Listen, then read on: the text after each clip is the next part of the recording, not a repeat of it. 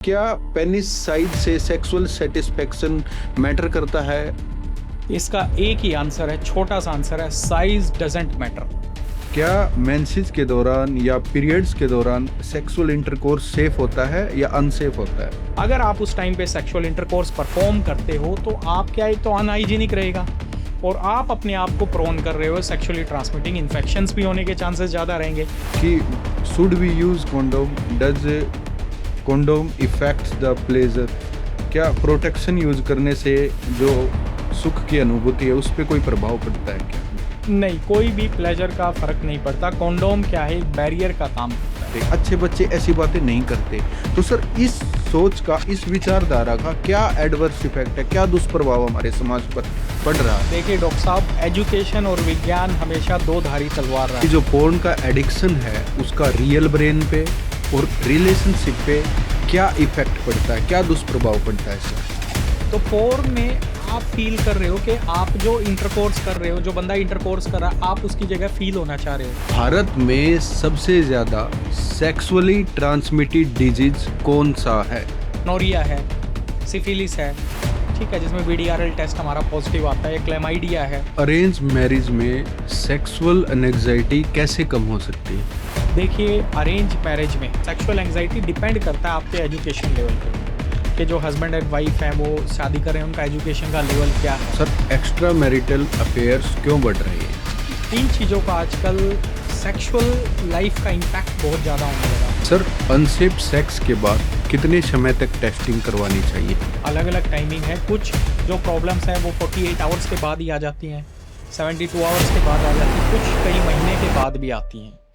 नमस्कार दोस्तों, मेरा नाम है डॉक्टर महिपाल और मैं एक फिजिशियन हूँ। दोस्तों, आज मैं आप सबके सामने उपस्थित हुआ हूँ एक बहुत ही ज़्यादा महत्वपूर्ण मुद्दे को लेकर, ऐसे मुद्दे को लेकर जिसने मुझे प्रेरित किया एक पॉडकास्ट बनाने के लिए। ये मुद्दा एक ऐसा मुद्दा है दोस्तों जिसके बारे में बात करना इतना ज़्यादा ज़रूरी है, उतना ज़्यादा ज़रूरी है।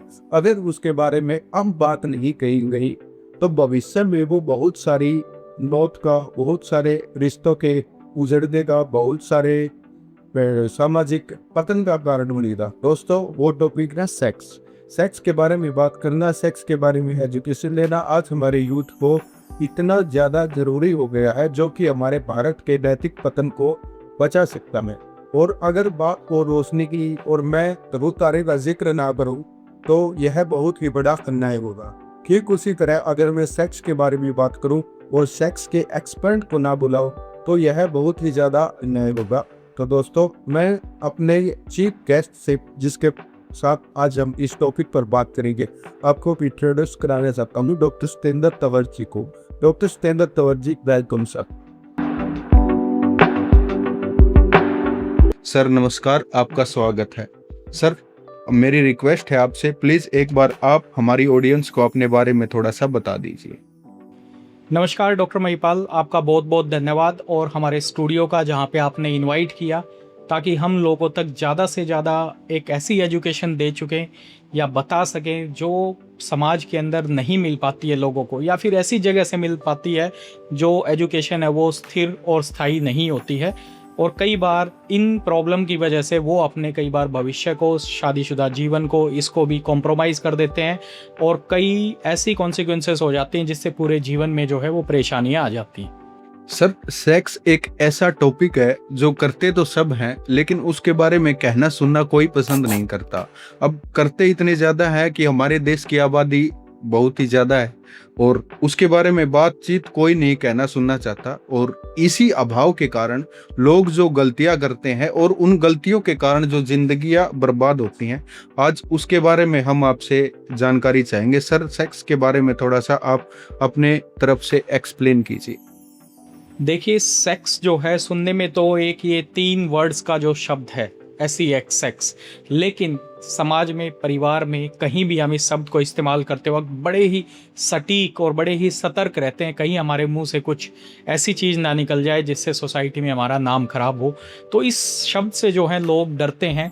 और दूसरी चीज़ क्या है, जब भी शादीशुदा जीवन में सेक्स की प्रॉब्लम्स आती हैं तो उससे पूरा शादीशुदा जीवन जो है वो अफेक्टेड हो जाता है, ख़राब हो जाता है, और कई बार चीज़ें तो डाइवोर्स तक भी चली जाती हैं। आप आए दिन देखते हैं न्यूज़पेपर के अंदर, सोशल मीडिया, प्रिंट मीडिया में कई बार सेक्सुअल डिस्फंक्शन या फिर इरेक्टाइल डिस्फंक्शन या ऐसे कॉन्सिक्वेंसेस की वजह से डाइवोर्स भी हो गए हैं।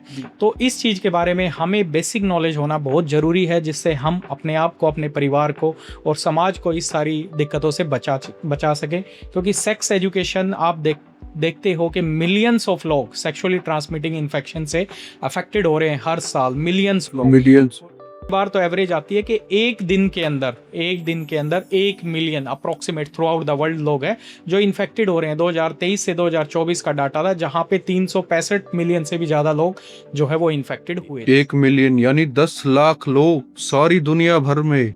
यस, मैरिड और अनमैरिड, इसके अंदर दोनों जो डेमोग्राफिक डाटा है sir. Very very very interesting. और इनको हम सिंपल बातों से जो है बचा सकते हैं। सिंपल जैसे कॉन्ट्रासेप्टिव का यूज़ करना या फिर कुछ ऐसी चीज़ें जिससे हम अपनी एसटीआई के इन्फेक्शन को रेट को कम कर सकते हैं। सर, आयुर्वेद में जैसे कहा जाता है कि वीर्य की एक बूंद 40 बूंद खून के बराबर होती है, और मॉडर्न साइंस कहती है कि वीर्य एक ऐसी चीज है जो डेली प्रोड्यूस होती है। सर, इसमें कौन सा सच है और कौन सा झूठ है, इसके बारे में प्लीज थोड़ा सा बताइए। यस, आपने बिल्कुल सही कहा। जब हम कोई खाना खाते हैं या कोई भी चीज़ खाते हैं तो उसकी जो चीज़ें बनती हैं, जैसे सबसे पहले बनती है रस धातु, रसा, रक्त, मांस, मेद, अस्थि, मज्जा, और लास्ट में जो नाम आता है वो आता है शुक्र का। शुक्र यानी वीर्य। संस्कृत में इसको वीर्य को बोला गया है शुक्र धातु। ये शरीर की एक धातु है। अब आप देखोगे, अगर आपने 5 लीटर कोई चीज़ खाई तो लास्ट में जाके कुछ ड्रॉप्स ही बनती हैं। सबसे पहले बनेगा रस, उसके बाद रक्त, ब्लड बनेगा, फिर मांस बनेगा। आपने देखा किसी आदमी का 3 दिन के अंदर कोई प्रोटीन या कुछ लेके मसल्स बन जाए? देखिए, कभी नहीं बनती। लेकिन हाँ, पानी पी के या कोई जूस पी के आप ताकत फील करते हैं। तो उसी तरह शुक्र धातु है, वो सबसे लास्ट में बनती है। तो आपने कहा कि एक बूंद जो वीर्य की है वो 40 ड्रॉप ऑफ ब्लड के बराबर है। मैं तो कहूँगा 4000 ड्रॉप के बराबर है, क्योंकि 1 ml में हमारी जो होती है 15 ड्रॉप्स होती हैं। कितनी होती हैं?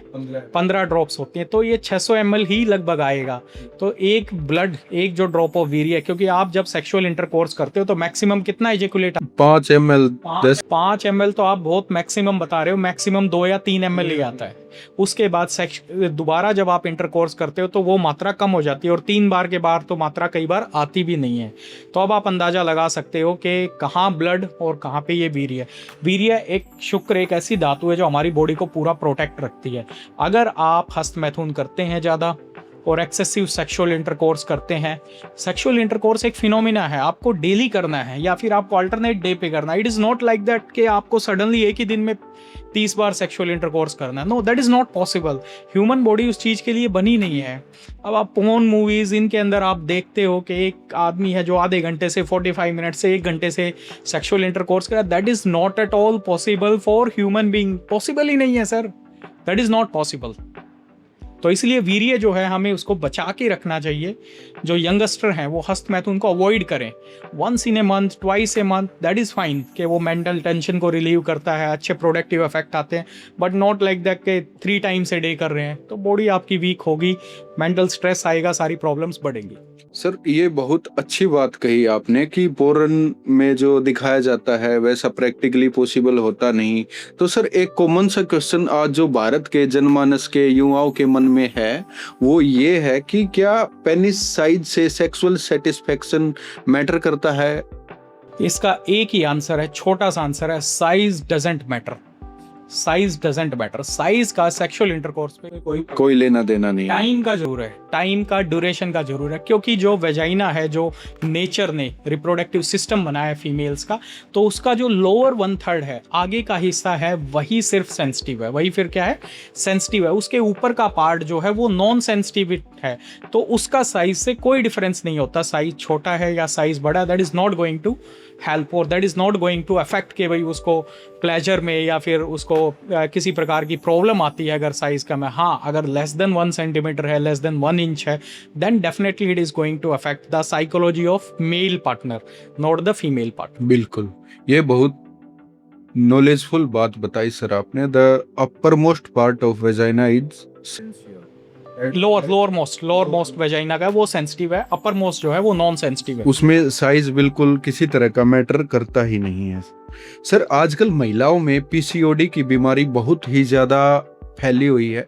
हर दूसरी तीसरी महिला, जैसे हम ओपीडीज में कॉमन प्रैक्टिस में भी देखते हैं, अल्ट्रासाउंड की रिपोर्ट देखते हैं तो उसमें फाइंडिंग आती है PCOS.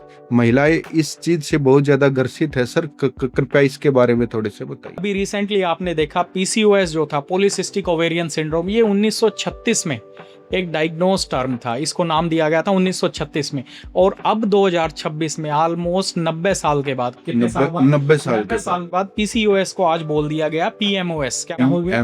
PMOS, poly endocrine metabolic ovarian syndrome जो है। इसमें क्या होता है, आपकी जो बॉडी है, जो आपकी बॉडी है उसमें ओवेरियन स्टिमुलेशन ज़्यादा होता है, जिससे फॉलिकल्स बन जाते हैं ओवरीज के अंदर, और वो आपके पूरे हार्मोनल इम्बैलेंस को करता है। इसका सेक्सुअल लाइफ से, प्लेजर से कोई लेना देना नहीं है। कई फीमेल अगर वो सोचती है मुझे पीसीओएस है, भविष्य में बच्चा पैदा करने में कोई दिक्कत होगी, या फिर मैं अपने हस्बैंड को या पार्टनर को सेटिस्फाई नहीं कर पाऊंगी, that is not going to affect. ऐसा कुछ भी नहीं है, उनको ये चीज़ें दिमाग से निकाल देनी चाहिए। हाँ, उनको अपनी लाइफस्टाइल जरूर ठीक करनी चाहिए, क्योंकि इसकी मेडिसिन अभी भी इतनी ज़्यादा अवेलेबल नहीं है। आपकी लाइफस्टाइल, आपकी एक्सरसाइज, आपका स्लीपिंग पैटर्न, आपका स्ट्रेस लेवल कम करना, ये सब चीज़ें इसमें डेफिनेटली अफेक्ट करती हैं। सर एक कॉमन क्वेश्चन और है जो कि लोग जानना चाहते हैं इसके बारे में, क्या मेंसेस के दौरान या पीरियड्स के दौरान सेक्सुअल इंटरकोर्स सेफ होता है या अनसेफ होता है? देखिए, नेचर ने जो चीज़ें बनाई हैं, नेचर ने चीज़ें बनाई हैं प्रकृति में, जब महिला को क्या होता है, महीना आता है या मासिक धर्म होता है, वो 3 से 5 दिन तक रहता है। किसी महिलाओं में 2 दिन, किसी में 3 दिन, किसी दिन में 5 दिन। अगर महिलाओं के अंदर मासिक धर्म कम हो रहा है तो उनको प्रॉब्लम्स ज़्यादा होंगी, क्योंकि शरीर के अंदर से जो एक कचरा है, जो क्या है, एक शरीर के अंदर से जो एंडोमेट्रियम की शेडिंग हो रही है, हार्मोनल बैलेंस हो रहा है, और अशुद्ध रक्त आप बोल सकते हैं, या फिर एंडोमेट्रियम की जो लेयर है, सुपरफिशियल लेयर है, वो शेड ऑफ हो रही है, वो बाहर निकल रही है, तो वो ग्रेविटी के कारण डाउन जा रहा है, ब्लड डाउन। अगर आप उस टाइम पे सेक्सुअल इंटरकोर्स परफॉर्म करते हो तो आप क्या, एक तो अनहाइजीनिक रहेगा, और आप अपने आप को प्रोन कर रहे हो सेक्सुअली ट्रांसमिटिंग इन्फेक्शंस भी होने के चांसेस ज़्यादा रहेंगे। सर्विसाइटिस है, वेजाइनाइटिस है, इन्फ्लेमेशन है, ये सारी प्रॉब्लम्स होने के भी चांसेस रहेंगे। तो एटलीस्ट उन 4 डेज़ में तो हमें अवॉइड करना चाहिए। आपने देखा है पहले भी हमारे मतलब जो पूर्वज हैं, या फिर आपने पहले देखा हो साइंस के अकॉर्डिंग, जब महिलाएं जब मासिक धर्म होता था तो वो अपने आप को सेक्सुअल इंटरकोर्स से दूर रखती थी, बल्कि उसका यही कारण था। सर जैसे हम किसी शहर से गुजरते हैं, गली से गुजरते हैं, वहाँ पर दीवारों पे बड़े बड़े अक्षरों में लिखा रहता है गुप्त रोगी मिले या मर्दाना कमजोरी वाले रोगी मिले, तो सर ये गुप्त रोग, इसको क्यों एक्सप्लेन किया गया है? मर्दाना कमजोरी पे ही बहुत ज़्यादा फोकस किया गया है। क्या ऐसा भी होता है कि कोई जनाना कमजोरी का कंसेप्ट एग्जिस्ट करता हो? देखिए, सोसाइटी के अंदर मेल्स को हमेशा डोमिनेंट दिखाया गया है। स्टार्टिंग से ही आपने देखा होगा, राजा महाराजाओं के टाइम से किसी भी एम्पीरियर में मेल्स को क्या दिखाया गया, डोमिनेंट दिखाया गया। तो कमजोरी हमेशा वहाँ पे बर्दाश्त नहीं होती, इसलिए इन रोगों को क्या रखा गया, गुप्त रोग। गुप्त रोग, भाई इसकी बात नहीं होनी चाहिए। अगर मुझे कोई इरेक्टाइल डिस्फंक्शन है, या मुझे टाइमिंग की कोई प्रॉब्लम है, या इरेक्शन नहीं आ रहा, तो मैं उस चीज़ को किसी को ना बताऊं, क्योंकि ये मेरे लिए एक शर्म की बात होगी, एक मेल के लिए। वो हमारे पास भी जब पेशेंट आते हैं तो वो कई बार बोलते हैं, सर मेरे दोस्त को ये दिक्कत है, फ़ोन आता है, सर मेरे रिश्तेदार को ये दिक्कत है, क्या मैं उसको ले आऊँ, इस चीज़ का इलाज है? तो वो इनडायरेक्टली पूछ लें, वो डायरेक्टली नहीं पूछना चाहते, तो इसलिए इनको लेबल कर दिया गया गुप्त रोग। और मर्दाना कमजोरी का क्या मतलब है, आपने देखा है कि मेल्स हमेशा डोमिनेंट पार्टनर रहा है। मेल जब भी सेक्सुअल इंटरकोर्स होता है तो मेल की डोमिनेंसी जो है वो उसमें ज़्यादा रहती है, फीमेल जो है वो नॉन डोमिनेंट पार्टनर कई बार परफॉर्म करता है। तो ये चीज़ों का भी मैटर रहता है, इसीलिए हमेशा लिखा रहता है मर्दाना कमजोरी। भाई वो गुप्त रोग है। और ये आपको कहाँ दिखेंगे, ये भी आपको कहाँ दिखेंगे, रेलवे स्टेशन के नीचे, हाँ, बस स्टैंड के या पीछे। फिर ऐसी जगह दिखेंगे। मतलब आपको सोसाइटी में इन चीज़ों के लिए एक्सेप्टेंस अभी भी नहीं है। वी कांट एक्सेप्ट कि किसी को सेक्सुअल डिसफंक्शन है, कोई ऐसी कमजोरी, इसलिए ये हिडन चीज़ें रहती हैं और इनको नाम भी दे दिया गया गुप्त रोग या यौन रोग। सेक्स का जो शब्द है ये तो कुछ साल से ही अभी मार्केट में आया। आप देखेंगे पहले यौन रोग या इनडायरेक्टली जी कमजोरी आ गई, शरीर के अंदर कमजोरी है जी। कई बार तो डॉक्टर भी नहीं समझ पाता था वो किस कमजोरी की बात कर रहा है। सर कई बार मतलब शादीशुदा जो कपल आते थे डॉक्टर से बताने, सर शरीर में थोड़ी कमजोरी है, कमजोरी की थोड़ी दवाई ऐड कर दें। तो उनका मतलब वो शारीरिक कमजोरी से नहीं था, उनका मतलब वो सेक्सुअल वीकनेस से था। लेकिन वो खुल के बोल नहीं पाते थे और डॉक्टर भी कई बार नहीं समझ पाता था। मरीज को छोड़िए आप, डॉक्टर भी कई बार इसको नहीं समझ पाता था कि वो एक्चुअल में किस चीज की बात कर रहे हैं। यस, डॉक्टर भी इस सब से दूर भागते हैं कई बार। यस, ग्रामीण इलाकों में ऐसा बहुत ज्यादा देखा जाता है। ग्रामीणों में भी, शहरों में भी, हर जगह आप देखेंगे ये चीजें स्टिल अभी। सर एक कॉमन क्वेश्चन आज भारतीय युवाओं के मन में यह है कि should we use condom, does condom effects the pleasure? क्या प्रोटेक्शन यूज करने से जो सुख की अनुभूति है उस पर कोई प्रभाव पड़ता है क्या? नहीं, कोई भी प्लेजर का फर्क नहीं पड़ता। कॉन्डोम क्या है, बैरियर का काम करता है। बैरियर का आजकल तो इतने थिन आ गए हैं, पहले जो आज से 20-30 साल पहले आप बात करो तो थोड़े थिक आते थे। ऐसा कोई भी चीज़ नहीं है कि आपको प्लेजर का कुछ ऐसा अनुभव होता है या फिर उसमें आपको इजैकुलेशन में कोई प्रॉब्लम आती है या फिर आप जब पीक पे होते कोई डिस्टर्बेंस करता, बल्कि ये आपको सेक्सुअली ट्रांसमिटिंग इन्फेक्शन से बचाता है। अगर आप एक्स्ट्रा मैरिटल सेक्सुअल इंटरकोर्स कर रहे हो या फिर ऐसी जगह पे सेक्सुअल इंटरकोर्स कर रहे हो जहाँ पे आप कन्फर्म्ड नहीं हो, मल्टीपल सेक्स पार्टनर्स हैं, तो ये आपको उस प्रॉब्लम से बचाता है। दूसरा चीज़, जब आपको अनवांटेड प्रेगनेंसीज नहीं चाहिए, you don't want, husband wife है, हमेशा क्या है वाइफ को ही आगे कर दिया जाता है। अभी उन्हें कॉपर टी लगवानी है, कौन लगवाएगा?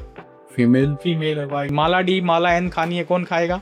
फीमेल खाएगी। ठीक है, इसके अलावा और कोई लोडिंग ड्रग है या ट्यूबेक्टोमी का जो ऑपरेशन होता है वो कौन कराएगा? फीमेल करवाएंगे। उन्हीं को आगे क्यों किया जाता है?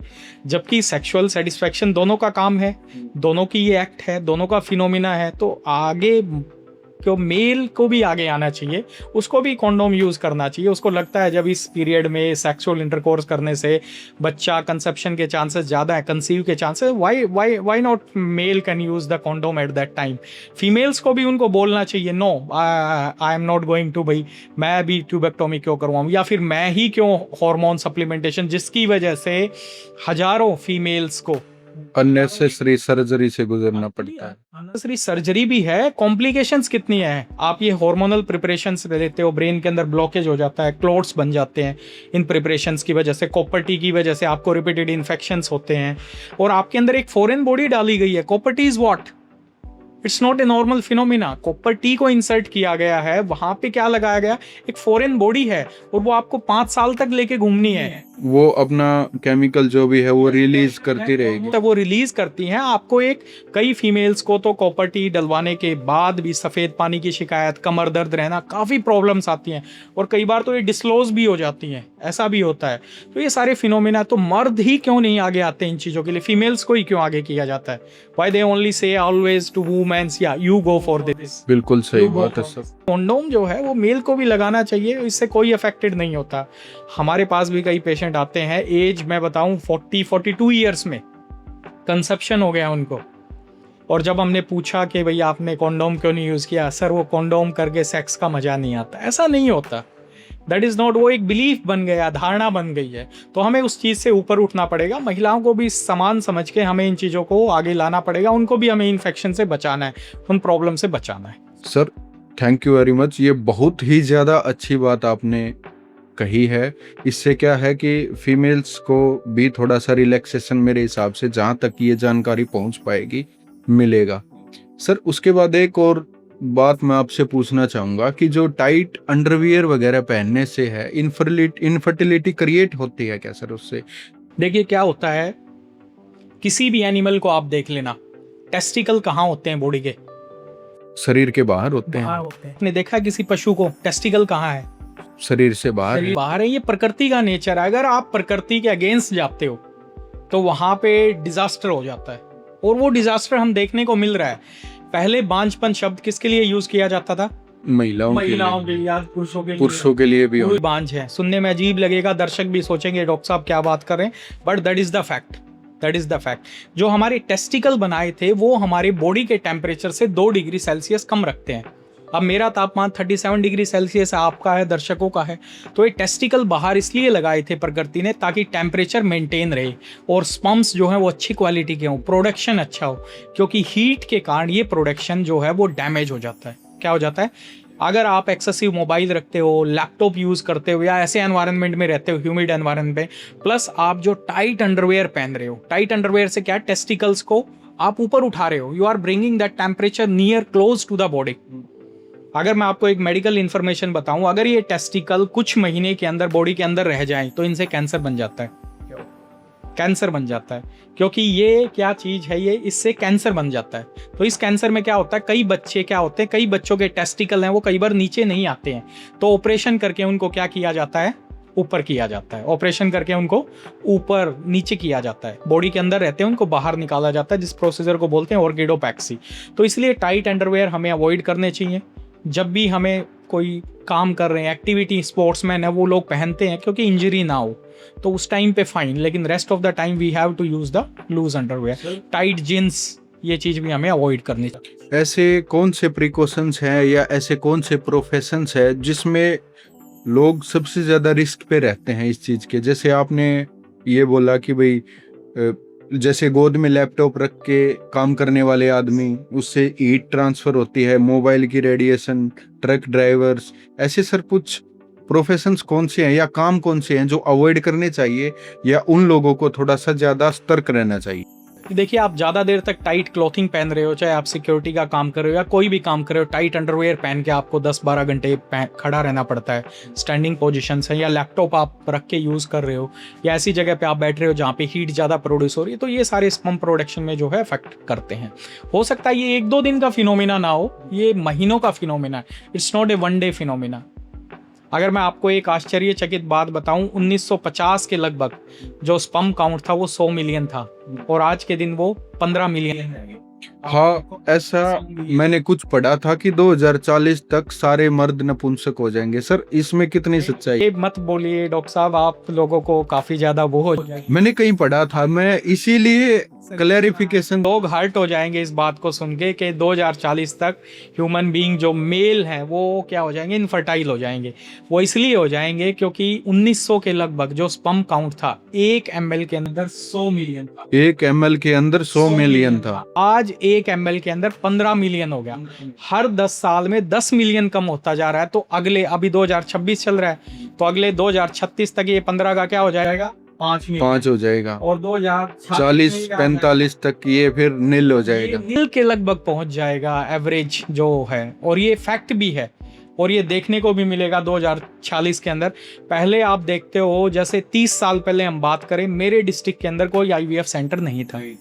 आज डिस्ट्रिक्ट के अंदर 10 IVF सेंटर हैं। तो इसका कारण क्या है? 10 हैं और विजिटिंग वालों का पता नहीं कहाँ कहाँ से लोग आ रहे हैं।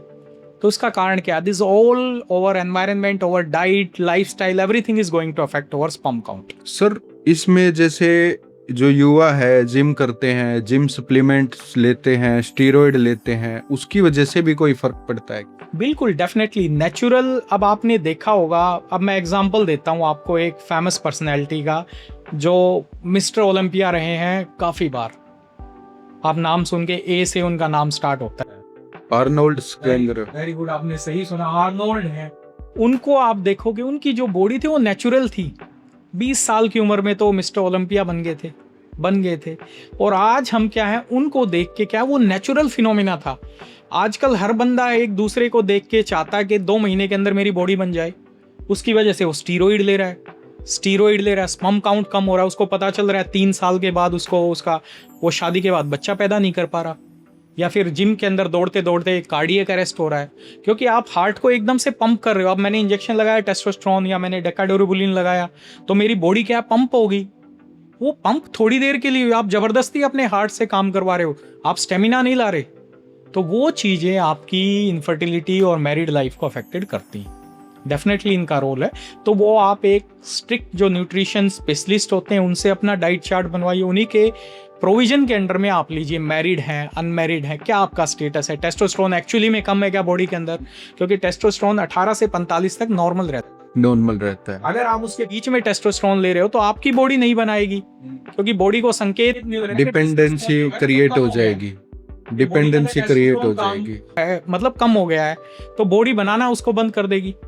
उसकी वजह से उसके नेगेटिव कॉन्सिक्वेंसेस आएंगे जो युवा आजकल फेस कर रहे हैं। मैं एक बात अपने दर्शकों से इसके बीच में कहना चाहूँगा कि कोई भी बीमारी से, कोई भी ऐसी आदत से संबंधित अगर आपको जानकारी लेनी है तो आप कभी भी गूगल की या खुद के दिमाग से या किसी की सलाह पे आके ऐसा कभी कोई काम मत कीजिए जो बाद में आपको जीवन भर के लिए ऐसे एडवर्स इफेक्ट्स की तरफ ले जाए जिससे आपकी पारिवारिक, मानसिक, आर्थिक सभी स्थितियां बहुत ही ज़्यादा बुरी तरह से प्रभावित होने लग जाती हैं। इसलिए बात करना is a better option. Go to your professionalist, उनसे बात कीजिए, उनसे जानकारी लीजिए। सर, इसी टॉपिक से संबंधित एक सवाल मेरे माइंड में ये आ रहा है कि जैसे कभी भी सेक्स से संबंधित बात हम अपने परिवार से, भाई से, समाज में किसी से करते हैं तो हमें ये सुनने को मिलता है कि अच्छे बच्चे ऐसी बातें नहीं करते, अच्छे बच्चे ऐसी बातें नहीं करते।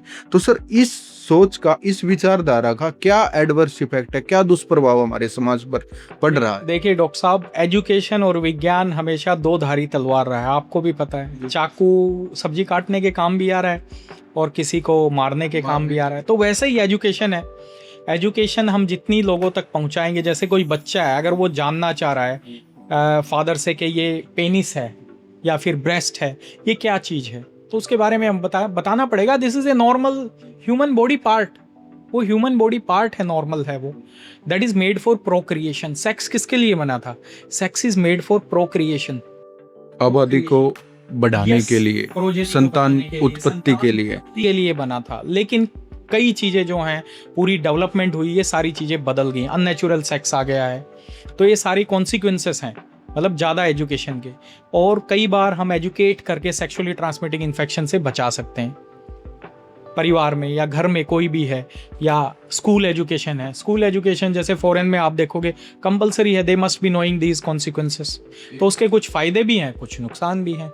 एक चीज मैं इस टॉपिक से हटकर कहना चाहूँगा जो बहुत ही मेरे मन में बहुत अक्सर खटकती है। मेरे को बहुत ज़्यादा दुख होता है उस बात से कि हम आज़ादी के 65 साल बाद भी बहुत सारे गांव में शुद्ध पीने का पानी तक नहीं पहुंचा पाए, लेकिन हमने 4-5 लाख लोगों को एक सेकंड में मारने का हथियार आज से 100 साल पहले तैयार कर लिया था। तो ज्ञान वाकई में दो धारी तलवार के समान है। अगर ज्ञान का सही दिशा में इस्तेमाल किया जाए तो वो बहुत से लोगों की जिंदगी बदल सकता है, और गलत दिशा में इस्तेमाल किया जाए तो बहुत से लोगों की एक नरसंहार जैसी स्थिति भी उत्पन्न कर सकता है। इसका एक छोटा सा एग्जांपल दूंगा। अगर कई बच्चे शादी से पहले अगर वो या फिर एक कम उम्र में गाड़ी चलाना चाहते हैं, तो अगर हम उनको क्या बोल सकते हैं कि भाई गाड़ी चलाने के लिए मना नहीं कर सकते, वो इतने जिद्दी हैं, you can not change the society, तो एटलीस्ट हम बोल सकते हैं जिगजैग ना चलाएं, सीट बेल्ट पहने, ये हम सावधानियां उनको दे सकते हैं।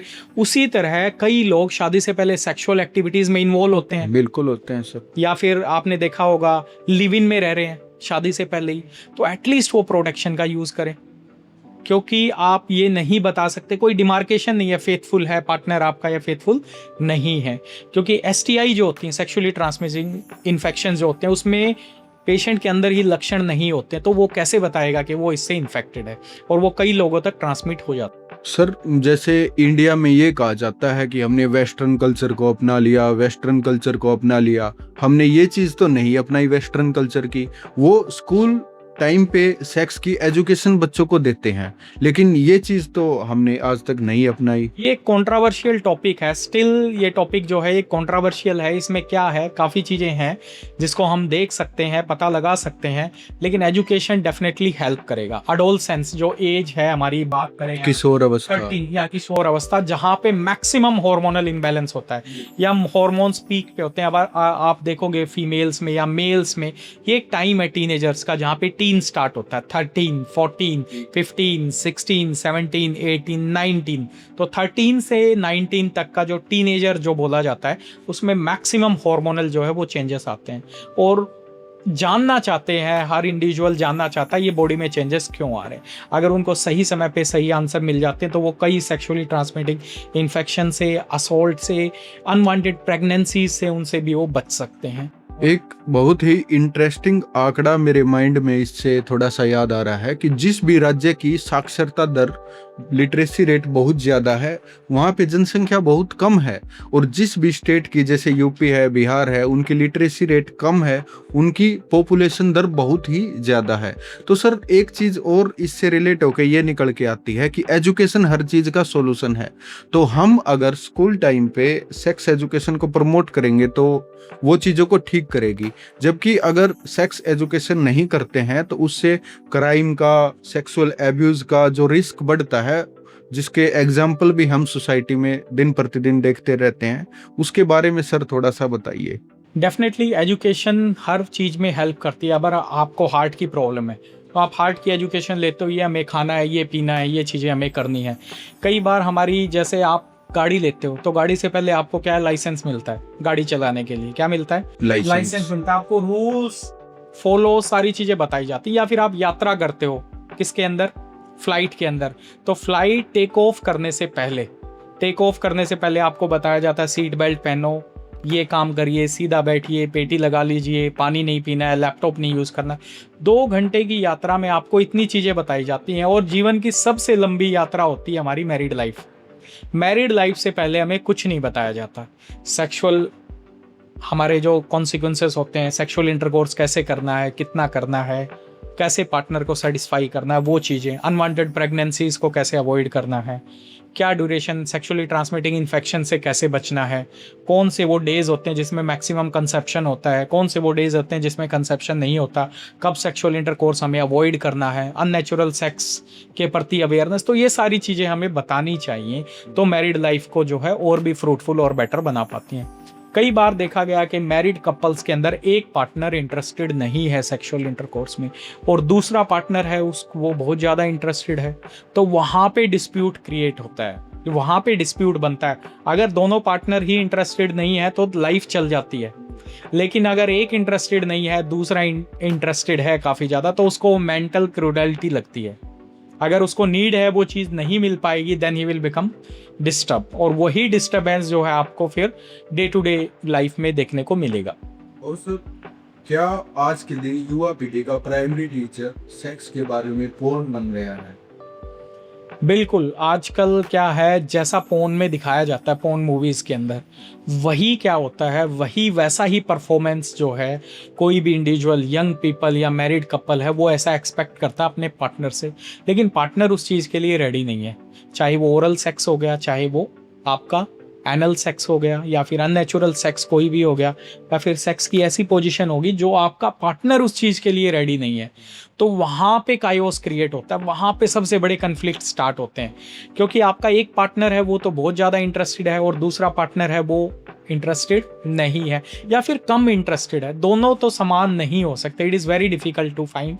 तो इसीलिए क्या है, वो एक्स्ट्रा मैरिटल चीज़ें ढूंढने लगते हैं, वो फिर आइडेंटिफाई करते हैं ऐसी चीज़ों को जहाँ पे वो उनको नहीं मिल पाती, then they go for some other options. Sir, social media और रील्स पे बढ़ती न्यूडिटी आजकल युवाओं की सेक्सुअलिटी को कैसे इम्पैक्ट कर रही है सर? देखिए, सोशल मीडिया का आजकल बहुत ज़्यादा इम्पैक्ट है हर चीज़ में, चाहे वो एजुकेशन में ले लो या फिर किसी भी चीज़ के अंदर ले लो, हेल्थ के अंदर ले लो, सभी चीज़ के फ़ायदे नुकसान मैंने आपको स्टार्टिंग से ही बताए हैं। कोई भी जो डेवलपमेंट है वो बेटर भी होती है और आपको वर्स चीज़ें भी दिखाती है। तो ऐसी ही कुछ चीज़ें हैं, लाइक सोशल मीडिया पे आप देखोगे जो कई बार स्पेशलिस्ट नहीं है उन चीज़ों पे उन पे बात करते रहते हैं, और एक आम आदमी जो है उनको देखता है और कई बार उनको फॉलो भी करने लगता है, और उसके साइड इफ़ेक्ट भी कई बार आते हैं। सर, मैंने एक रिसर्च में पढ़ा था कि ह्यूमन स्पर्म कंटेंट्स गोल्ड की आदमी के वीर्य में सोना होता है, और जो बीमारियों को ठीक करने के लिए स्वर्ण भस्म, रजत भस्म आजकल धड़ल्ले से बेची जा रही हैं, उनका क्या इम्पैक्ट है, क्या एडवर्स इफेक्ट है सर? आपने सही कहा कि ह्यूमन वीर्य के अंदर, सीमन के अंदर माइक्रो नैनो पार्टिकल्स पाए गए हैं, किसके? गोल्ड के पार्टिकल्स पाए गए हैं। अब वो कहाँ से आए हैं, दैट इज नोबडी नोज, क्योंकि आदमी तो डेली गोल्ड खाता नहीं है, हर आदमी तो नहीं खाता, लेकिन उसके अंदर नैनो पार्टिकल्स कहीं पे पाए गए हैं। अब जो लोग भस्म खाते हैं, स्वर्ण भस्म खा रहे हैं या कोई भी और तरह की भस्म खा रहे हैं, सबसे पहले तो आपको देखना पड़ेगा वो कितनी प्योर है, क्योंकि मेटल है, ये क्या है, मेटल है, और बॉडी के लिए मेटल्स प्यूरिफाई होना बहुत जरूरी है। तो आपके आयुर्वेद में भी आप देखोगे वहां पे क्या बोला गया है, शोधन, शुद्ध शुद्ध स्वर्ण भस्म, शुद्ध स्वर्ण भस्म शोधित किया गया है और उसको। यूज नहीं किया जा सकता। तो इंडिया के अंदर कुछ ही कंपनीज ऐसी हैं जो परफेक्ट चीजें बनाती हैं, तो उनको आइडेंटिफाई करना जरूरी है, वहीं से आपको इन चीजों को यूज करना चाहिए। हर सुनहरी दिखने वाली चीज गोल्ड नहीं होती है, लेकिन सोना जो है वो, गोल्ड जो है वो सुनहरा जरूर दिखता है। तो दैट डिपेंड्स कि आप कहाँ से ले रहे हैं। तो ये चीज़ें आपकी बॉडी को, जो स्वर्ण भस्म के यूज़ बताए हैं, बॉडी में स्टेमिना है काफ़ी, आपने देखा होगा एथलेटिक्स भी यूज़ करते हैं, अपना जो कंपाउंड बनवाते हैं, और वो बॉडी में जो है रिजोनेट करने में हेल्प करती है। और सर सेक्स की सही उम्र क्या है? देखिए, ऐसी कोई उम्र कहीं पे डिफाइन नहीं है सेक्स की। अगर हम देखें, पहले एक शादीशुदा कपल की जो उम्र थी 15 से 16 साल थी, फिर वो बढ़ा के कर दी 18 साल, क्योंकि 18 से साल में हमारा जो टेस्टोस्टेरोन है वो पीक पे रहता है। मेल्स के अंदर टेस्टोस्टेरोन जो है वो पीक पे रहता है, वही एज को स्पेसिफाई माना गया है। लेकिन आजकल जो कॉन्सिक्वेंसेस हैं वो उल्टे हैं, प्रॉब्लम्स आ गई। अब आदमी आज शादी कब कर रहा है? 35 35 में, 38 में, 40 में शादी कर रहा है, जब टेस्टोस्टेरोन आदमी का फॉल हो रहा है। और फीमेल्स के अंदर ऐसा कोई हार्मोनल नहीं होता है। ह्यूमन बीइंग्स जो है, ह्यूमन बीइंग्स के अंदर, मेल के अंदर जो है टेस्टोस्टेरोन ऑलवेज अवेलेबल है। उसमें स्पाइक्स नहीं आती कि आज स्पाइक आ गई, अब कम होगी, अब ज़्यादा होगी, नहीं। फीमेल्स के अंदर हॉर्मोन्स की पीक आती है। फीमेल्स जो है वो हर टाइम पे इमोशनली अटैच्ड होती हैं। सेक्शुअल इंटरकोर्स आप हर टाइम परफॉर्म नहीं कर सकते। तो वही क्या है, मेल्स के अंदर जो वो पीक्स आती हैं। तो वो चीज़ें बहुत ज़्यादा इंपॉर्टेंट है। तो वो चीज़ें आपको ध्यान में रखनी पड़ेंगी इन चीज़ों से। सर एक और इंटरेस्टिंग रिसर्च मैंने पढ़ी है, मैं अक्सर जर्नल्स वगैरह पढ़ता रहता हूँ, उसमें ये था कि हर 7वां आदमी दुनिया में आज इरेक्टाइल डिसफंक्शन या नपुंसकता से जूझ रहा है। सर इस बात में कितनी सच्चाई है? देखिए, अगर हम दर्शकों को ये चीज़ बताएंगे कि पहले बांझ शब्द जो आता था वो महिलाओं के लिए आता था। अगर बच्चा पैदा नहीं हो रहा था तो किसकी तरफ देखा जाता था? महिला की तरफ। आपने पुरानी मूवीज के अंदर भी देखा होगा, तो किस तरफ देखते थे? महिला की तरफ। महिलाओं की तरफ। और बच्चा पैदा हो जाता था तो क्रेडिट किसको मिलता था? पुरुष को मिलता था। लेकिन बच्चा पैदा नहीं होता है तो क्रेडिट या फिर डिसक्रेडिट जो है वो वुमेन को थमा दिया जाता था। लेकिन आज के दिन आप देखोगे मेल्स भी उतने ही ज़्यादा अफेक्टेड है इनफर्टिलिटी की वजह से। जैसा हमने बताया कि स्पर्म काउंट जो है वो बड़ा ड्रास्टिकली कम होता जा रहा है, और आने वाले कुछ सालों में वो और भी ज़्यादा कम हो जाएगा। ऐसा क्या तरीका है सर जो इस गिरते हुए सतर को उठाया जा सके? सर ये कुछ चीज़ें नेचुरल होती हैं, उसमें ह्यूमन बीइंग्स या कोई भी चीज़ें मदद नहीं कर सकते। कुछ चीज़ें ड्रास्टिकली ही, लाइफस्टाइल ऐसा हो गया है, पोल्यूशन ऐसा हो गया, खाने पीने की चीज़ें ऐसी हो गई हैं, हमारी सराउंडिंग हमारी ऐसी हो गई हैं, तो आप क्या करोगे? आप हवा खरीद नहीं सकते, पानी खरीद नहीं सकते, सब्जियां आप कितनी बाहर से लाओगे, फल फ्रूट्स कितने लाओगे? सारे तो उगा नहीं सकते आप, तो आपको खाना तो वही चीज़ें पड़ेंगी। तो that is going to impact your health. तो उसी के ये कॉन्सिक्वेंसेस हैं जो धीरे धीरे बढ़ रहे हैं। ग्लोबल वार्मिंग हो रहा है, कई चीज़ें हैं जिनका इफेक्ट जो है हमारी फिजिकल हेल्थ पे भी आता है। और जैसे आजकल युवाओं में एक क्रेज बहुत ही ज्यादा बढ़ता जा रहा है हुक्का पीने का, तो सर वो ये सोचते हैं कि स्मोकिंग और हुक्के में बहुत ज्यादा फर्क है, बीड़ी या सिगरेट पीने से नुकसान ज्यादा होता है, हुक्का पीने से बिल्कुल नुकसान नहीं होता, ये तो फिल्टर होके आता है। इसमें कितनी सच्चाई है सर? इसमें उतना ही फर्क है। अगर आप मुझे एक विस्की का पैक दे रहे हो और मैं बोल रहा हूँ सर मैं विस्की नहीं लूंगा, मैं तो बियर पीऊंगा तो उतना ही फर्क है कि सर मैं सिगरेट नहीं पीता, मैं हुक्का पीता हूँ।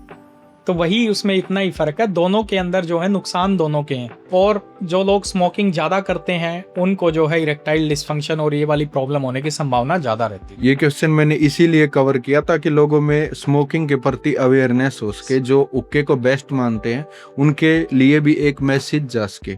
अब वापिस आते हैं हमारे टॉपिक पर। सर एक बहुत ही कॉमन क्वेश्चन और है, परफॉर्मेंस एंजाइटी क्या होती है? परफॉर्मेंस एंजाइटी यूजुअली पाई जाती है यंगस्टर के अंदर, अडोलसेंस एक चीज, दूसरा जो अनमैरिड हैं उनके अंदर, तीसरा जो न्यूली मैरिड हैं उनके अंदर। आप देखोगे परफॉर्मेंस एंजाइटी शब्द का कहीं भी नामो निशान नहीं है। जिनकी शादी को 2 साल हो गए या 5 साल हो गए, वहाँ पे कहीं भी आपको ये शब्द नहीं मिलेगा। ये चीज़ आपको कहीं भी देखने को नहीं मिलेगी। परफॉर्मेंस एंग्जाइटी जो है ये आपको देखने को नहीं मिलेगी। जब आप किसी चीज़ को पहली बार करते हो, सपोज करो आप ड्राइविंग पे जा रहे हो या कोई भी एक्ट अपनी लाइफ का आप कर रहे हो, तो आपको थोड़ी क्या होती है, एंग्जाइटी होती है। जैसे आपको अभी आप स्विमिंग सीख रहे हो, तो स्विमिंग के कुछ दिनों तक आपको क्या रहेगी, एंग्जाइटी। एंग्जाइटी रहेगी। जैसे आज पॉडकास्ट शुरू करने से पहले भी मेरे को थोड़ी सी हो रही थी। ठीक है, तो आप जब रेगुलरली इन चीज़ों को परफॉर्म करोगे तो वो एंग्जाइटी खत्म हो जाती है, परफॉर्मेंस एंग्जाइटी, तो वो चीज़ें नहीं रहती हैं। या फिर आप किसी नई जगह पे परफॉर्म करोगे, हाँ सही बात है सर, बिल्कुल। जैसे आप रेगुलरली एक स्विमिंग पूल में जाते हो या गांव के जोड़ में नहाते हो, अब आपको एकदम बोल दिया जाए आपको स्विमिंग पूल में नहाना है, तो कुछ सेकंड तक आपको रहेगी। वैसे ही अगर आपका पार्टनर चेंज हुआ है, या एक्स्ट्रा मैरिटल कुछ कॉन्सिक्वेंसेस हैं, वहां पे आपको थोड़ी परफॉर्मेंस एंग्जाइटी रहेगी और थोड़ी देर के बाद वो भी खत्म हो जाए। Sir what is premature ejaculation? आपने एक बहुत अच्छा सवाल पूछा। आजकल सभी युवा जो है सेक्सुअल इंटरकोर्स करते हैं शादी के बाद, वो चाहते हैं कि मैं 15 मिनट तक 20 मिनट तक सेक्स करता रहूं, लेकिन ऐसा संभव ही नहीं है। ज़्यादा क्या है, आजकल पोर्न मूवीज देखते हैं, porn movies all are edited हैं, सारी एडिटेड है। कोई भी सेक्सुअल इंटरकोर्स 15 से 20 मिनट तक नेचुरली नहीं कर सकता। ऐसा सुना है कि वो कई दिन में जाके एक मूवी शूट होती है। बिल्कुल, मूवी भी शूट होती है, वो एडिटेड होती है, सारा एडिटेड वर्जन होता है, that is not real, they are fake. लेकिन युवा वर्ग इस चीज को नहीं समझना चाहता। एडोलसेंस हैं, टीनेजर्स हैं, they are not understanding these things, so that they have to understand this all are fake, they are created, they are edited, वो इनको समझना पड़ेगा। अब बात करें प्रीमैच्योर इजैकुलेशन की, आप सेक्सुअल इंटरकोर्स करते हो तो आपको इजैकुलेशन होगा ही। अगर आप अपने अर्ली फेज में हो, स्टार्टिंग फेज में हो, पहली बार कर रहे हो या नई नई शादी हुई है, तो क्या है, ये थोड़ा जल्दी होता है। लेकिन जैसे जैसे आप इस पे लंबे समय तक 3 से 4 साल हो जाते हैं, ये प्रीमैच्योर इजैकुलेशन कम होता चला जाता है। अगर आप जाते हैं कहीं पे एक्स्ट्रा मैरिटल रिलेशनशिप में, वहाँ पे भी इजैकुलेट जल्दी होता है।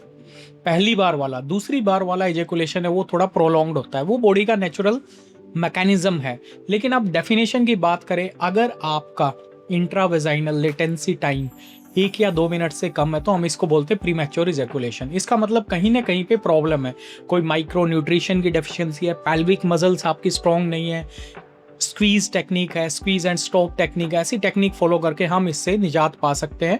और कई बार आपको डायबिटीज़ है, हाइपरटेंशन है, स्ट्रेस है, तो ये चीज़ें भी ठीक करके हम इस बीमारी से ठीक हो सकते हैं। सर ओपीडीज में देखते हुए बहुत से युवा हमारे पास आते हैं जो ये पूछते हैं कि सर मेरे को नाइट फॉल ज़्यादा हो रहा है या मेरा अपने आप रिसाव हो जाता है। तो सर नाइट फॉल कोई बीमारी है या ये बिल्कुल नॉर्मल फिनोमिना है बॉडी का? नाइट फॉल क्या होता है, नॉकटर्नल इमिशन बोलते हैं इसे। क्या बोलते हैं? Nocturnal emission. रात्रि में कई बार आपको ड्रीम में है, आप जब अपने पीक पे होते हो। क्या नाइट फॉल हमें, जब हम अपने शादी से पहले की बात करें, एडोलसेंस होते हैं, तो हमारा टेस्टोस्टेरोन हाई होता है।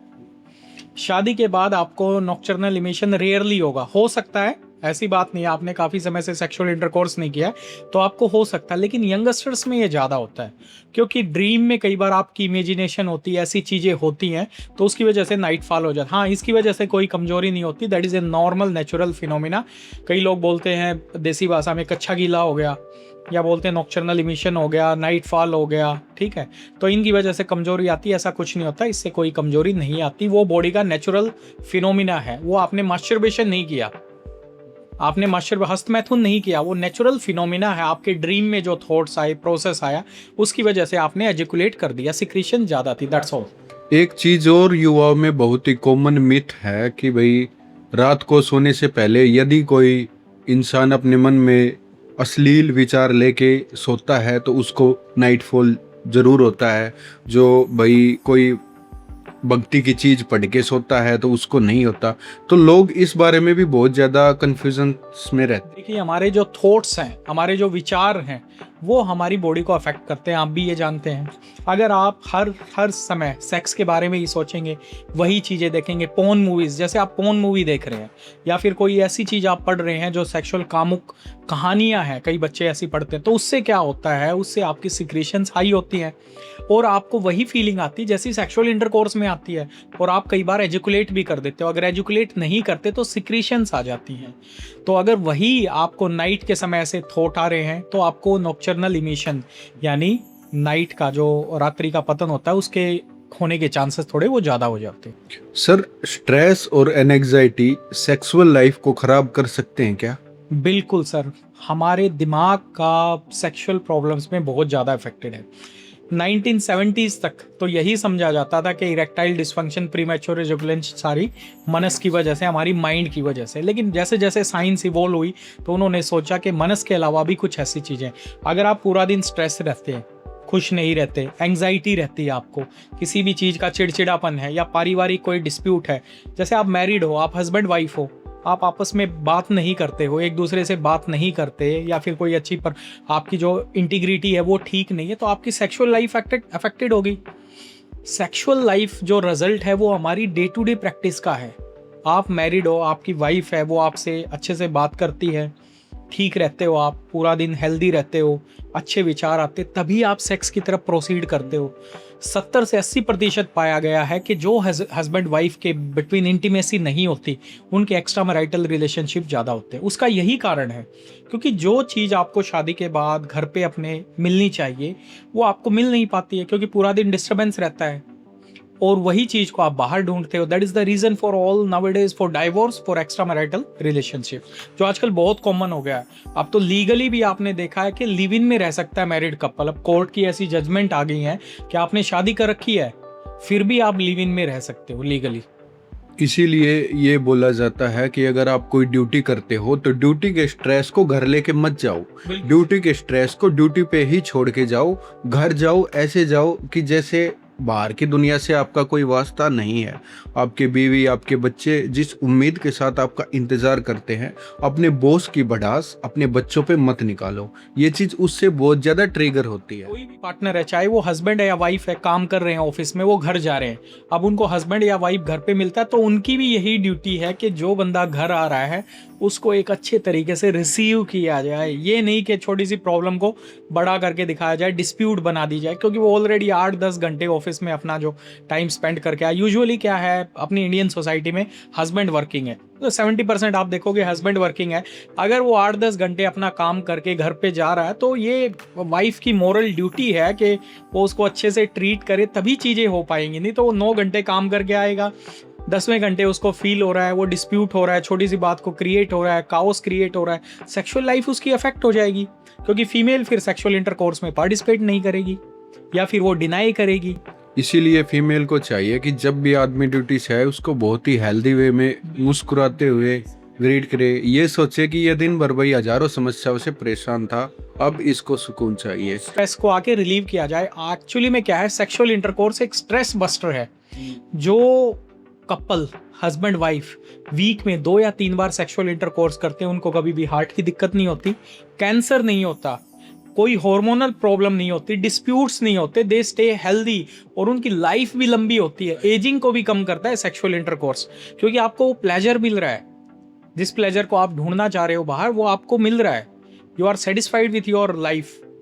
भाई एक शादी की गई है, वो किस लिए की गई है? प्रोक्रिएशन जो है वो सेक्सुअल इंटरकोर्स का एक पार्ट है।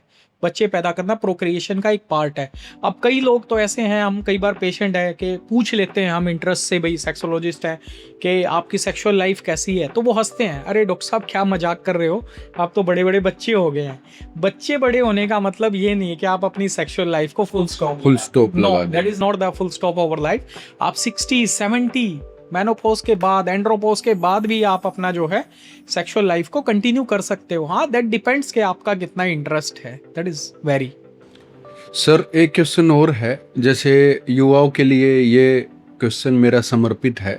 सर मैं युवाओं को पता लगे इसलिए ये क्वेश्चन आपसे पूछ रहा हूँ कि जो पोर्न का एडिक्शन है उसका रियल ब्रेन पे और रिलेशनशिप पे क्या इफेक्ट पड़ता है, क्या दुष्प्रभाव पड़ता है सर?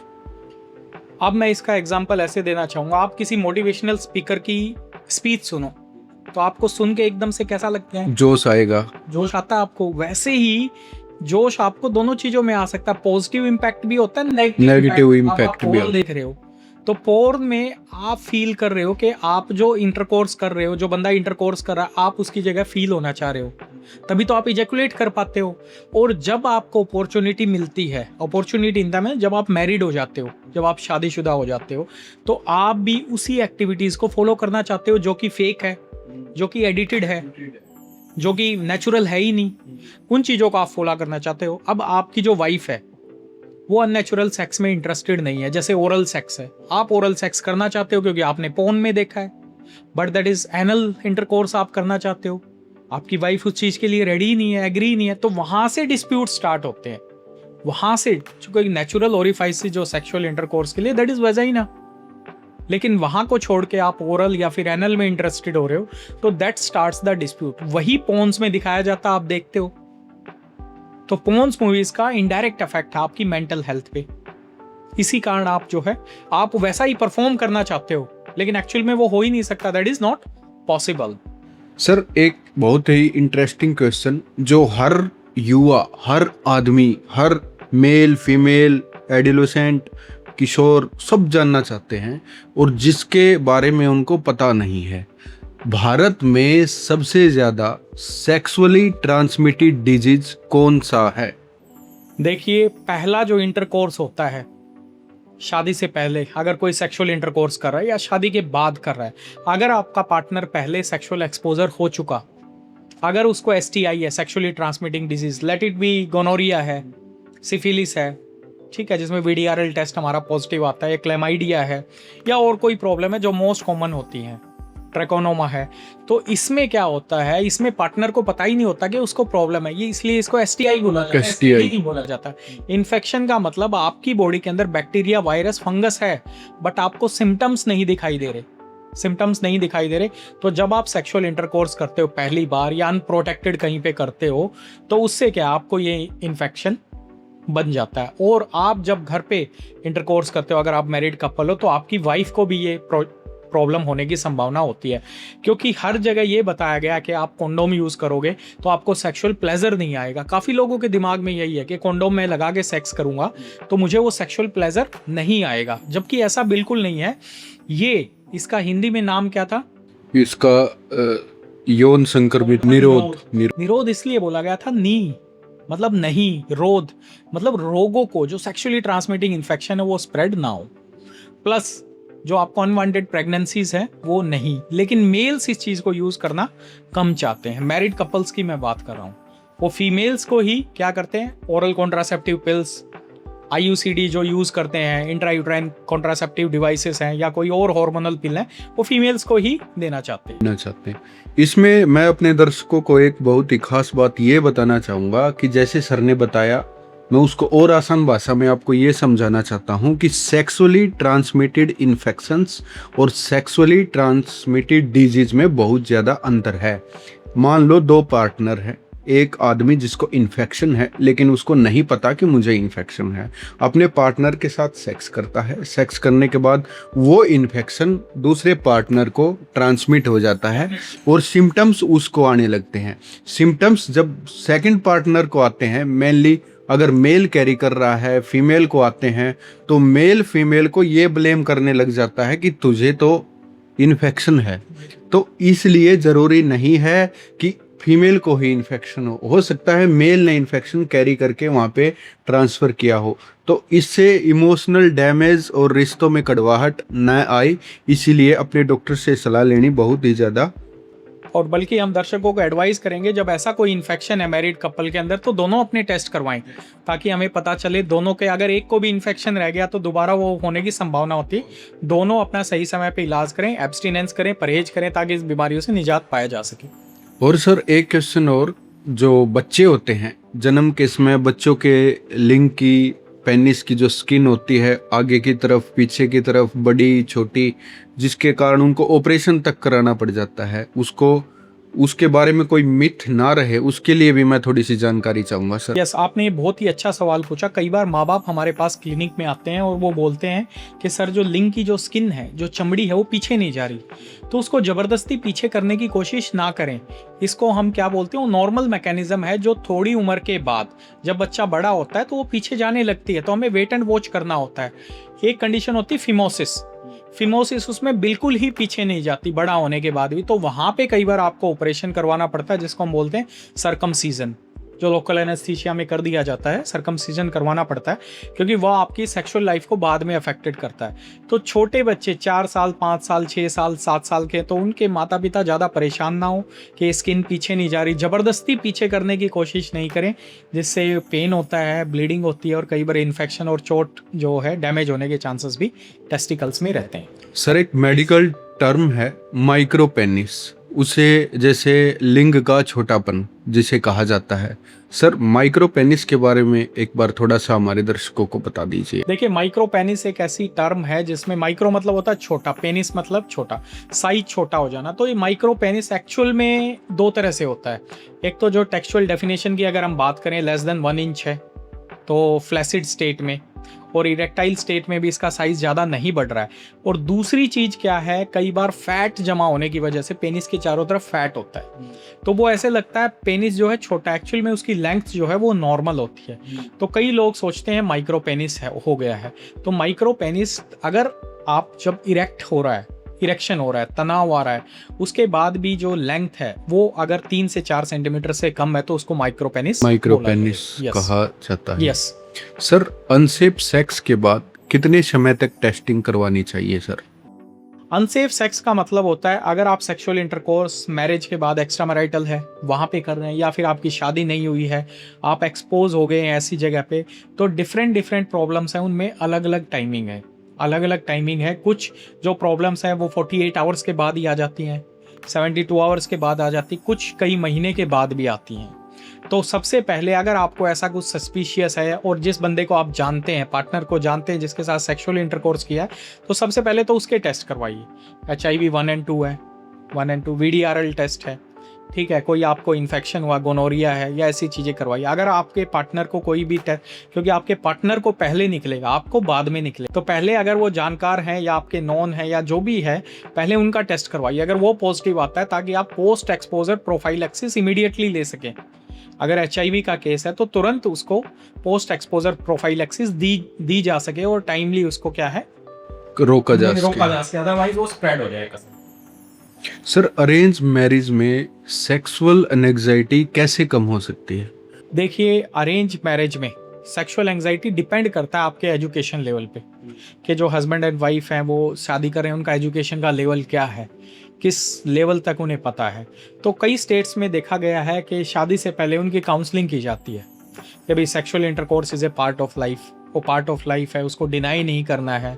क्योंकि अगर सेक्सुअल इंटरकोर्स परफॉर्म नहीं हो रहा, जो बेसिक नीड है एक मैरिड कपल की, तो उससे क्या है मैरिटल डिस्प्यूट्स हो जाते हैं, तो वो काउंसलिंग होना ज़रूरी है। वो यूजुअली क्या है, एक मॉरल ड्यूटी होती थी पेरेंट्स की या परिवार में किसी सदस्य की, वो इन चीज़ों के बारे में पहले बता दिया जाता था। और कई बार हम समझते हैं कि इसको पता होगा, अंडरस्टूड है ये चीज़, और कई बार ये अंडरस्टूड नहीं होती हैं, उन्हें जानकारी भी नहीं होती है। कई बार हमने देखा है, हमारे पास कई पेशेंट्स आते हैं, मेल पार्टनर शादी के दूसरे या तीसरे दिन उस कंडीशन को बोलते हैं पैराफिमोसिस। मतलब स्किन, जैसे सेक्सुअल इंटरकोर्स किया आपने तो स्किन आपकी पीछे जाएगी, पीछे जाने के बाद स्किन को आपको आगे करना होता है। कई लोगों को ये पता नहीं होता है, सेक्सुअल इंटरकोर्स करने के बाद वो स्किन जो पीछे गई उसको आगे लाना होता है, कईयों को नहीं पता होता, और इसके कारणवश 2 या 3 दिन बाद आते हैं वो, जब वो पूरी सोजन और पूरी स्वेलिंग आ जाती है। काफ़ी केस, जब ये मैरिज का सीजन होता है, काफ़ी केस हमें ऐसे मिलते हैं सर। और जब हम इसको पीछे करते हैं, रिट्रीव करते हैं लोकल एनेस्थीसिया में या फिर जाइलोकेन जेली से, उस स्किन को फिर वापस लाया जाता है और उन्हें बताया जाता है दैट इज़ ए फिनोमेना। तो कई बार हमें लगता है कि भाई मेल पार्टनर है इसको पता ही होगा, फीमेल पार्टनर है इसको पता नहीं होगा, तो ऐसा कोई hard and fast universal rule है, हमें जजमेंटल उस चीज़ में नहीं, वी मस्ट नॉट बी प्रिजडिस। हमें चीज़ों बात करनी चाहिए आपस में, कोई भी पार्टनर है वो एजुकेटेड है तो we must know that. Sir child birth के बाद रिलेशनशिप इंटीमेसी जो होती है हस्बैंड एंड वाइफ की, वो क्यों बदल जाती है? नहीं, ऐसा कोई हार्ड एंड फास्ट रूल नहीं है कि चाइल्ड बर्थ के बाद इंटीमेसी जो बदल जाती है, ऐसे कोई टेक्सचुअल भी ऐसी कोई चीज़ नहीं है। हाँ, ये बात अलग है कि जब भी चाइल्ड बर्थ होता है तो जो फीमेल पार्टनर है उसकी प्रायोरिटीज़ बढ़ जाती हैं, आप समझ सकते हैं, प्रायोरिटीज़ बढ़ जाती हैं बच्चे की केयर और उस टाइमिंग को लेके। तो हो सकता है जो टाइमिंग उनको पहले मिलता था वो टाइम एग्जैक्टली कुछ दिनों तक ना मिल पाए, एक चीज़। दूसरा मेंस्ट्रुअल सिक्रीशंस जो हैं वो लंबे समय तक निकलती हैं, ये चीज़ें भी रहती हैं, ठीक है। और कई चीज़ें हैं जो इसमें कई बार प्रभावित होती हैं, पर इनका कोई हार्ड एंड फास्ट रूल नहीं है कि डिलीवरी के बाद जो है सेक्सुअल इंटीमेसी मेल और फीमेल पार्टनर की कम हो जाएगी, ऐसा कुछ नहीं। सर वेजाइनल सीमेन और हाइमेनोप्लास्टी क्या होती है? आजकल काफ़ी ट्रेंड है ये हाइमेनोप्लास्टी का, और कुछ ऐसी ट्रीटमेंट होती हैं एस्थेटिक, वेजाइनल गायनेकोलॉजिकल एस्थेटिक, एक नया डिपार्टमेंट ही आ गया है वेजाइनल रिपेयर सर्जरी रिपेयर के ऊपर जो काम करते हैं। कई बार क्या है, हाइमन जो है एक मेम्ब्रेन होती है जो वेजाइना के अंदर होती है, जो फर्स्ट सेक्सुअल इंटरकोर्स में निकलती है, मतलब फट जाती है, टेयर हो जाती है, जिसको मतलब समझा गया है कि भाई टेयर होने के बाद जो है ब्लीडिंग होगी। लेकिन कई बार ऐसा नहीं है, कोई और भी एक्टिविटीज़ हैं, साइकिलिंग है, रनिंग है, जंपिंग है, उसमें भी ये टेयर हो जाती हैं। और ये मतलब मिथ है, और ये सबसे बड़ी मतलब एक सोसाइटी की, और जो फीमेल्स ऐसा मतलब इस चीज़ के फीमेल्स ही जाएंगी क्योंकि हाइमन तो उन्हीं के अंदर है। अगर ऐसी रिपेयर के लिए किसी चीज़ के लिए जा रही हैं तो दैट इज़ कोई रिक्वायरमेंट ही उस चीज़ की नहीं है, क्योंकि मेल को कुछ इसमें नहीं पता चलता कि भाई वो मेम्ब्रेन रप्चर हुई है या नहीं हुई है। ये बहुत ही ज्ञानवर्धक पॉडकास्ट है सर। इसमें अपने अंतिम चरण में ले जाते हुए सिर्फ 2 क्वेश्चन और मैं आपसे पूछना चाहूँगा, जो बहुत ही ज़्यादा इम्पोर्टेंट है, जिसका इफेक्ट मेरे हिसाब से जो भी सुनेगा उसकी अवेयरनेस पे पड़ेगा, तो वो लाइफ टाइम के लिए उनको जनरेशनल नॉलेज देगा, ताकि वो भविष्य में उन गलतियों से बच जाएंगे। जो भी 2 पार्टनर शादी करने वाले हैं उनको शादी से पहले कौन कौन से टेस्ट करवाने चाहिए सर? देखिए, अगर हम बात करें आज से 50 साल पहले की या 30 साल पहले की भी, तो शादी क्या है, एक ऐसा रिश्ता है जो मतलब फेथ के ऊपर है, विश्वास के ऊपर होता है डिपेंड। लेकिन आजकल के आप कॉन्सिक्वेंसेस, कई चीज़ें आप ऐसी देखते हो, एक्स्ट्रा मैरिटल है या फिर लिव इन की रिलेशनशिप है या शादी से पहले सेक्सुअल एक्सपोजर, ये चीज़ें बढ़ गई हैं। तो डाउट रहता है हस्बैंड के मन में या फिर वाइफ के मन में, या फिर वो एजुकेटेड क्लास में चले गए हैं जहाँ पे डिसीजन मेकिंग वो खुद हैं, तो वहाँ पे अगर उनको चाहिए कुछ ब्लड टेस्ट करवाने, तो वो सिंपल सेक्सुअली ट्रांसमिटिंग के डिजीज़ के जो हैं वो अपने करवा सकते हैं। जिसमें हस्बैंड का करवाना है तो सीमेन एनालिसिस करवा सकते हैं, स्पर्म काउंट कंप्लीट है कि नहीं, जिसको हम बोलते हैं शुक्राणु कितने हैं, HIV करवा सकते हैं 1 और 2, VDRL करवा सकते हैं, गोनोरिया का टेस्ट करवा सकते हैं। तो ये चीज़ें कुछ टेस्ट करवाते हैं। लेकिन टेस्ट के बाद भी एक जो मेन टेस्ट होता है जिसको हम बोलते हैं इम्पोर्टेंसी, नपुंसकता का। इम्पोर्टेंसी और स्टेरिलिटी दोनों डिफरेंट है। इम्पोर्टेंसी मतलब वो सेक्सुअल इंटरकोर्स ही नहीं कर पाएगा, तो इसका कोई भी टेस्ट अभी तक टूल नहीं बना है कि यह आदमी इम्पोर्टेंट है या नहीं है। वो तो जब एक्ट होगा, परफॉर्मेंस होगी, तभी पता चलेगा उसमें। ठीक है सर। और सर एक आखिरी क्वेश्चन जो हमारे समाज की नैतिक धारणाओं को भी चैलेंज करता है, जो आजकल बहुत ही ज़्यादा बढ़ता जा रहा है सर, एक्स्ट्रा मैरिटल अफेयर्स क्यों बढ़ रहे हैं जो आजकल कॉमन है? देखिए, चीज़ें पहले भी थी, हो सकता है इतना पता नहीं चलती थी। आजकल आपके पास न्यूज़ है, मीडिया है, प्रिंट मीडिया है, हर जगह कैमरे लगे हैं, हर बंदे के हाथ में मल्टीमीडिया मोबाइल है, चीज़ें हैं। कोई भी चीज़ ऐसी होती है, कोई एक्ट हो रहा होता है तो वो रिकॉर्ड कर लिया जाता है। पहले ये चीज़ें जो थी वो पहले कई बार उपलब्ध नहीं थी या पता नहीं चलती थी। अब जो है ये चीज़ें ओपन हो गई है ज़्यादा।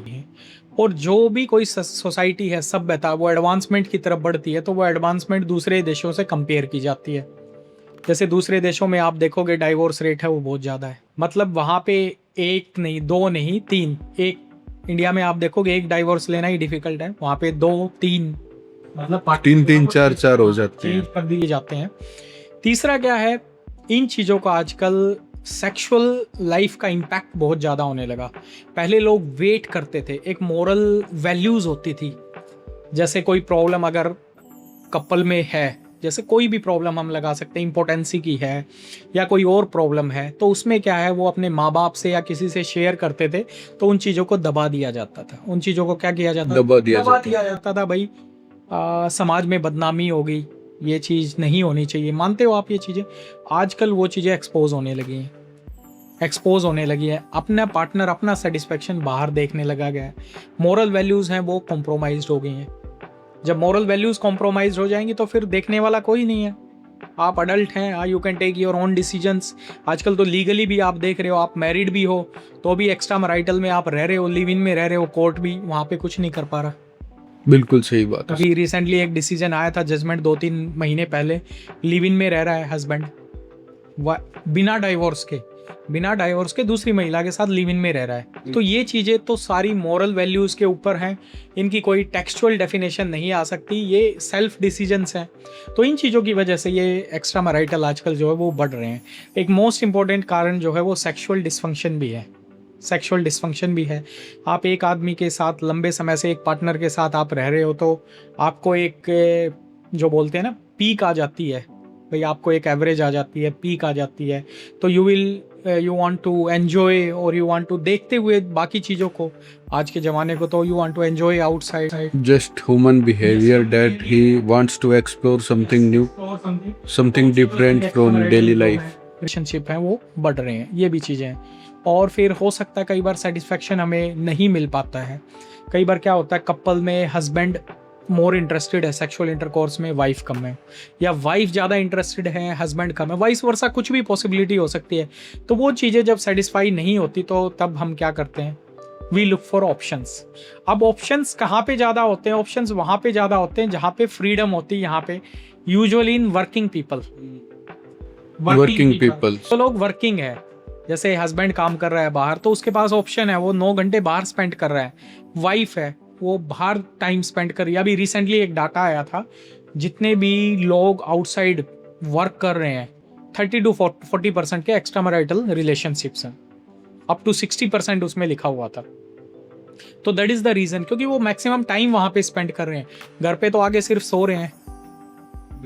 दे आर स्पेंडिंग मोर टाइम्स। और कई बार तो बिजनेस ट्रिप्स भी होती हैं, 2 दिन 4 दिन 5 दिन 10 दिन के लिए जा रहे हैं वो टूर पे। अब आप उनको मना भी नहीं कर सकते, because it is a part and parcel of your career, your profession. तो ये सारी चीज़ों पे भी, मल्टीपल चीज़ों पे भी निर्भर करता है। और सेक्स एक ऐसा फिनोमिना है that takes 2 minutes, 4 minutes, 5 minutes, ये चीज़ें हो जाती हैं, और हो जाती हैं फिर ये आगे बढ़ जाती हैं। और एक बार जब आप आगे जाते हो तो ये चीज़ें और बढ़ती चली जाती। That is the most common reason for extra marital relationship. Thank you very much sir, it was a very wonderful great sessions. बहुत ही ज़्यादा नॉलेजफुल बातें आपने की। मुझे उम्मीद है कि ये बातें जिस जिस ह्यूमन बीइंग तक पहुंचेंगी उसकी लाइफ में बहुत ही ज़्यादा पॉजिटिव चेंज आएगा। और बहुत ही ज़्यादा धन्यवाद आपका, इतना कीमती समय आपने हमारे लिए दिया।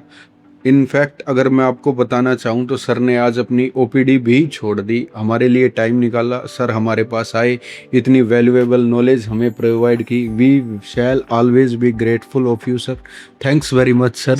Thank you very much. मुझे भी अच्छा लगा नॉलेज को शेयर करके एक प्लेटफॉर्म पे, ताकि ज़्यादा से ज़्यादा लोगों तक ये जानकारी पहुँचे। और कई युवा वर्ग हैं, यंगस्टर हैं, वो इन सारी प्रॉब्लम से बचें। STIs हैं, अननेसेसरी अनवांटेड प्रेगनेंसीज हैं, इन चीज़ों से बचें और अपनी हेल्थ, कैरियर की तरफ ध्यान दें। और जो मैरिड कपल्स हैं, कहीं पे भी सेक्सुअल डिस्फंक्शन का कॉम्प्रोमाइज़ है तो उसको बैठ के बात करें। बिल्कुल sir, we are the best counsellor for them. हमारे पास आने की ज़रूरत कम पड़े, क्योंकि वहीं पे वो बैठ के बात कर सकते हैं और उन चीज़ों को, they are the best solution for that. So thank you very much. या थैंक्स अ लॉट।